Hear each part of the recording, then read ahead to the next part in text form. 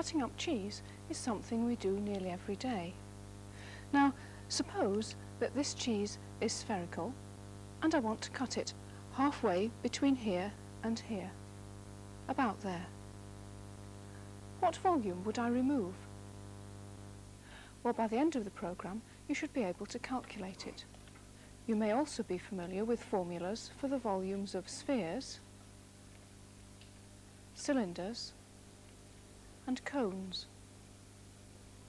Even if you don't know them now, we'll show you how to get them during the programme. But we'll begin with the one for a sphere.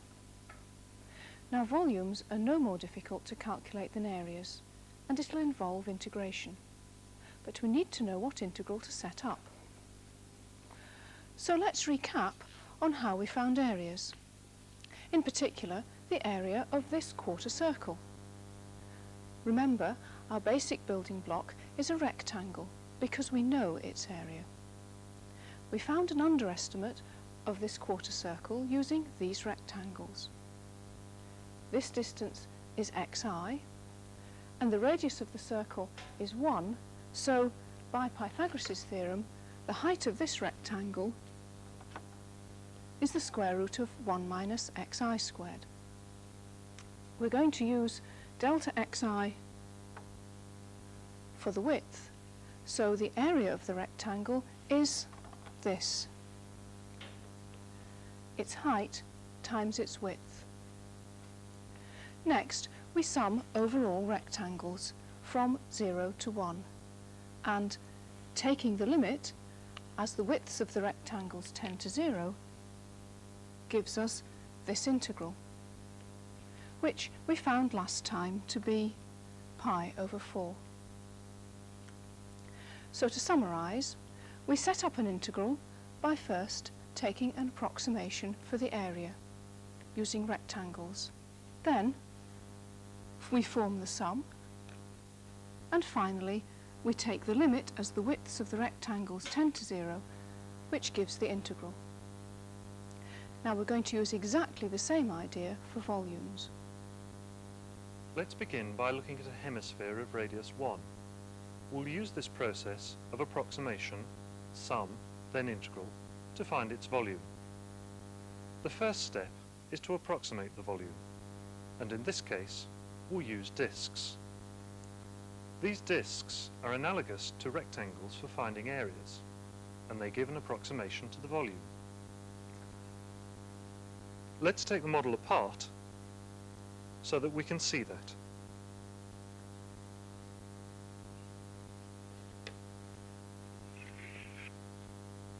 Now we can see the discs, and these outer edges, we should note, are at distance 1 from the centre of the hemisphere. We'll need that in a minute.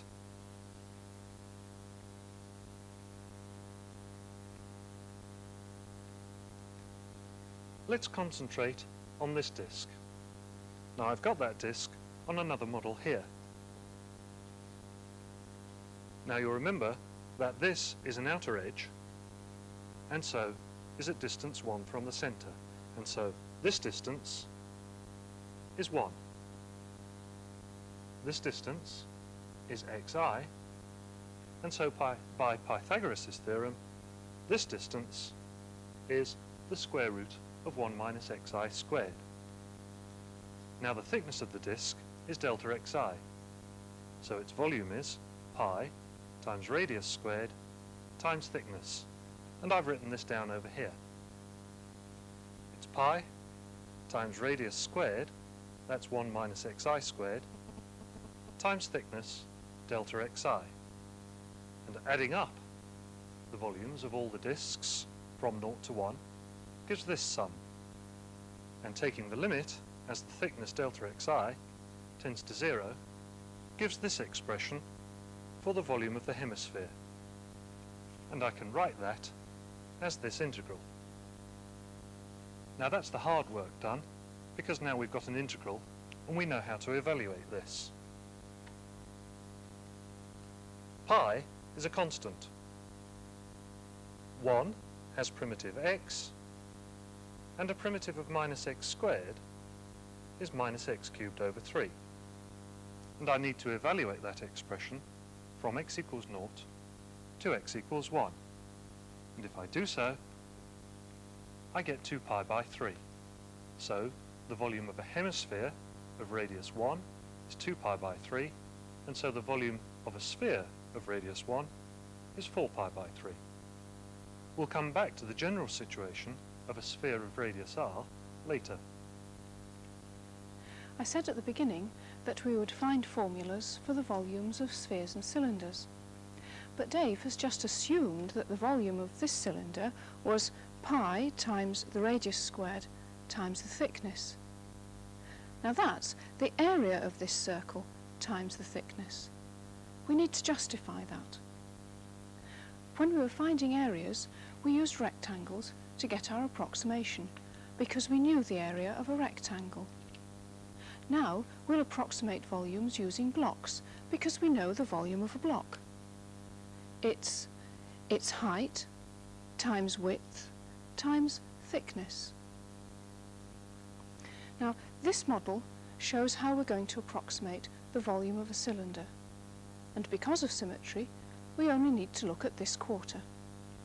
We've approximated the volume with blocks, like this one.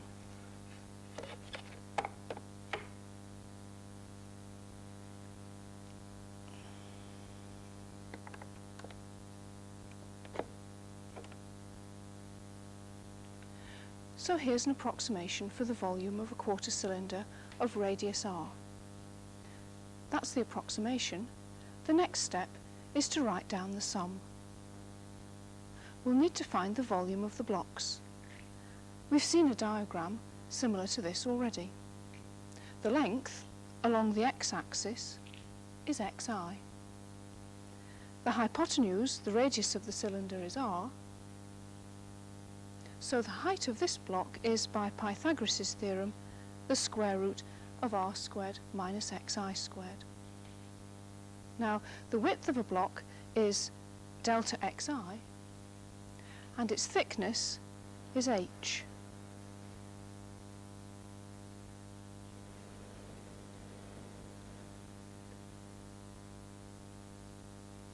Let's write that down.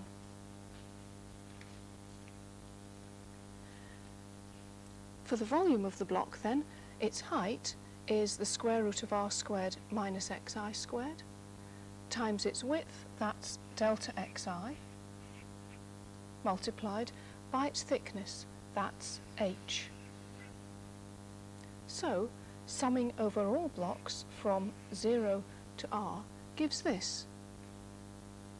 Now, we can take h out in front of the sum to give h multiplied by this sum.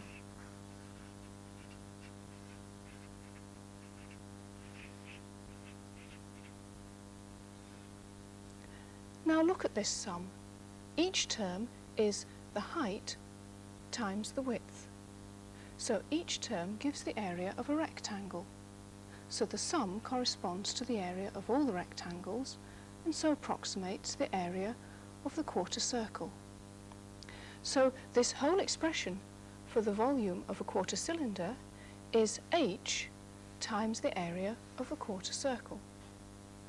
And that's h multiplied by pi r squared over 4, or pi r squared h.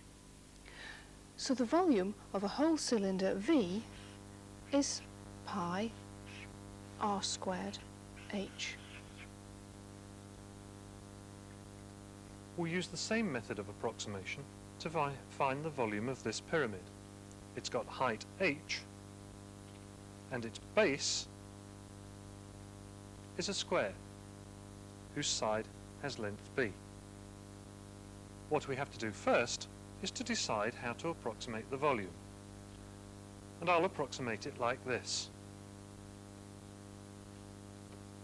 This time, each block has square cross-section.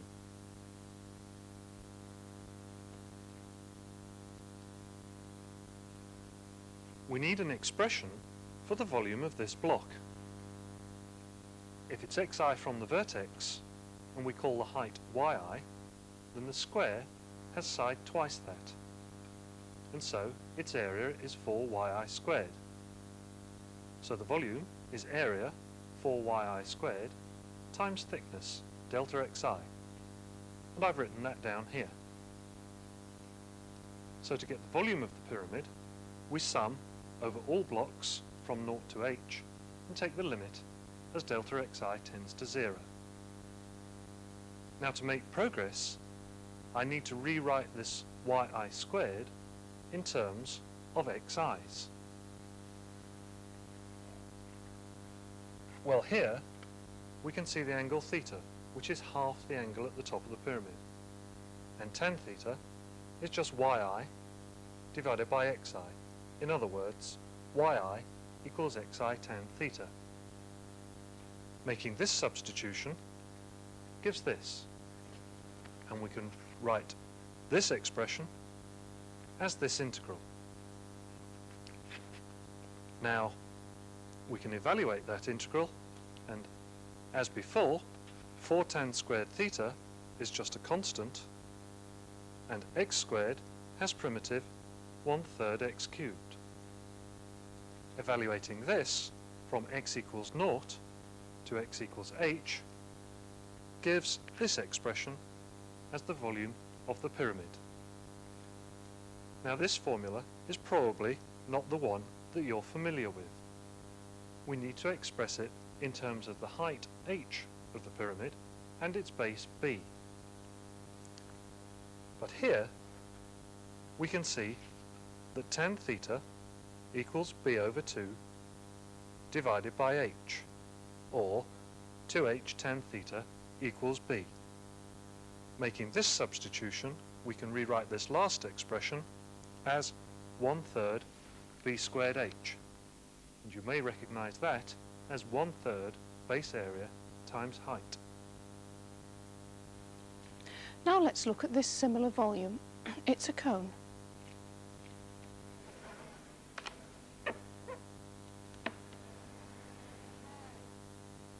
Out of this, we'll find a general method which will work for nearly all the volumes you'll ever need to find. So we're going to find the volume of this cone, which is circular base of radius r and height h. I'll approximate it this way, using discs. This disc is xi from the vertex, and its radius is yi.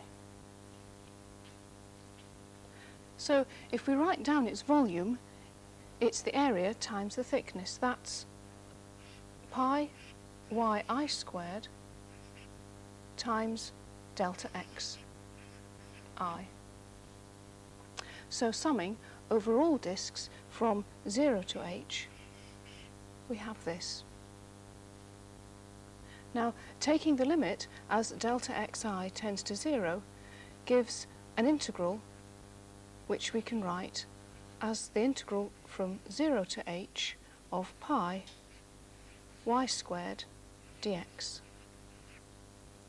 If you look at this integral for the volume, the surprising thing is that we haven't used the fact that we're dealing with a cone. Now that will come in when we write this y squared in terms of something involving x. All that we've used so far is the fact that the cone has circular cross-section.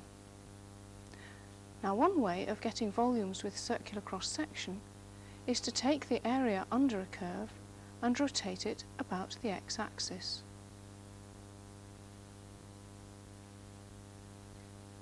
A volume like this is called a volume of revolution. It has circular cross-section, so we can approximate its volume using discs.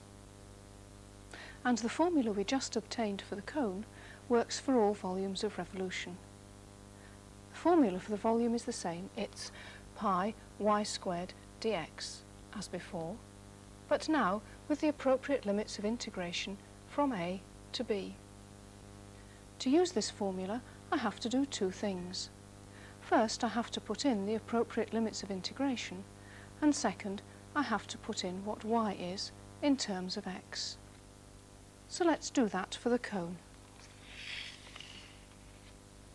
First, the correct limits are from 0 to the height of the cone, h. Second, we put y in terms of x. Now we can see that y, and so the volume is the integral from 0 to h of pi x squared tan squared theta dx. Now, as before, pi tan squared x is a constant. Sorry, pi tan squared theta is a constant, and x cubed over 3 is a primitive of x squared, and that's from 0 to h. Evaluating this gives pi h cubed tan squared theta all over 3. Again, we can express this in terms of the base dimension, because here r is equal to h tan theta, and so we get the volume of 1/3 pi r squared h, and it's 1/3 the base area times the height, which you remember is the same as we got for the pyramid. Let's return now to our sphere of radius r. Firstly, we can see that a sphere is a volume of revolution.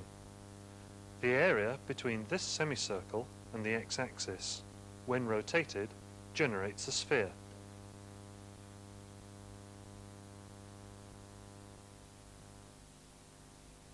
Here's the formula for the volume. We need to do two things. First, get the limits. They are minus r and r. Second, we need to get a formula for y. Let's look at this point with coordinates x, y.